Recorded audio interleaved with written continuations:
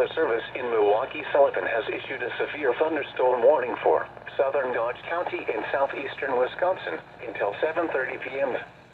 At 6:37 p.m., severe thunderstorms were located along a line extending from near Slinger to 7 miles north of Lac La Belle to near Waterloo, moving southeast at 30 miles an hour. Hazard, 60 miles an hour wind gusts. Source, radar indicated. Impact, expects damage to roofs, siding, and trees.